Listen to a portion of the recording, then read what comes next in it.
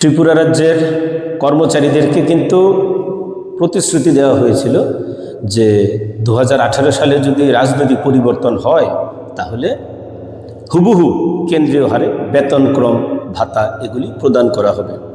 এখন অবধি এটা হয়নি।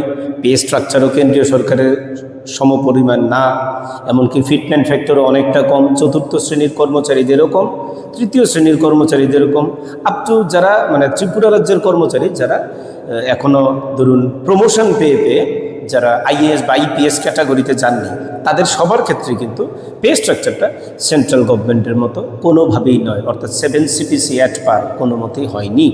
তো এক্ষেত্রে সবচেয়ে বড় যেই সমস্যাটা আছে সেটা হচ্ছে MACPS নিয়মে 2017 সালে 1 এপ্রিল থেকে এটা চালু হয়েছিল।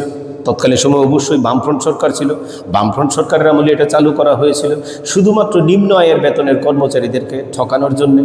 আমরা আশা করেছিলাম যে এই যে সমস্যাটা এটার হয়তোবা সমাধান করবে, কিন্তু দেখা গেল বর্তমান যারা সরকার পরিচালনা করছেন তারা 8 বছর পার করেও এখনও কিন্তু বামফ্রন্ট আমলের যে ওই বঞ্চনা করার জন্য যে সৃষ্টি করা যে MACPS রুলস সেটা কিন্তু বজায় রেখে চলছেন। বিজেপি সরকার তার এই 5 বছরের যে টেনিউরের আর যে বাকি রইল 1.5 বছরের মতো, এই সময়ের মধ্যে পে কমিশনের সাবমিট করা রিপোর্টকে বা সুপারিশকে তারা কার্যকর করতে পারবে না। তাই অন্তত MACPS রুলসটাতে যদি কার্যকর করা হয়, আমরা কোনোভাবে আবারও বলছি, আমার মনে হচ্ছে আমি সহ ত্রিপুরা রাজ্যের কোনো সরকারি কর্মচারী এর জন্য 2017 সাল থেকে এরিয়ার কিচ্ছু চাইবেন না। তাদেরকে ন্যাশনালি ফিক্সেশন করে কেন্দ্র সরকারের মতো ভারতবর্ষের সমস্ত রাজ্য এবং কেন্দ্রশাসিত অঞ্চলগুলি যেভাবে দিচ্ছে, কি করছে, প্রথমে তার এক্সিস্টিং বেসিক পের উপরে 3% ইনক্রিমেন্ট দিচ্ছে।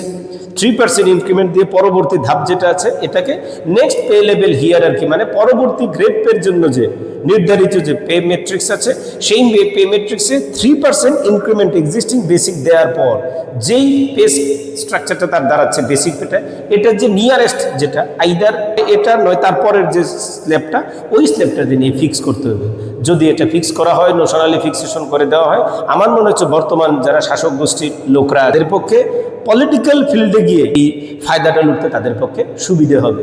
এবং এই MACPS রুলসের জন্য ত্রিপুরা রাজ্যের যারা সরকারি কর্মচারী এখনও ত্রিপুরা সরকারের পে স্কেলে যারা আছেন তারা সবচেয়ে বেশি বঞ্চিত হচ্ছেন। কর্মচারী সমাজ যদি একবার সরে যায় পুরোপুরিভাবে, কালেকটিভ ওয়েতে সরে, তাহলে কিন্তু শাসক গোষ্ঠীর পক্ষে এটা বিড়ম্বনার পরিস্থিতি সৃষ্টি হয়, যেটা 2018 সালে এসে বামফ্রন্ট এটা হারে হারে টের পেয়েছে।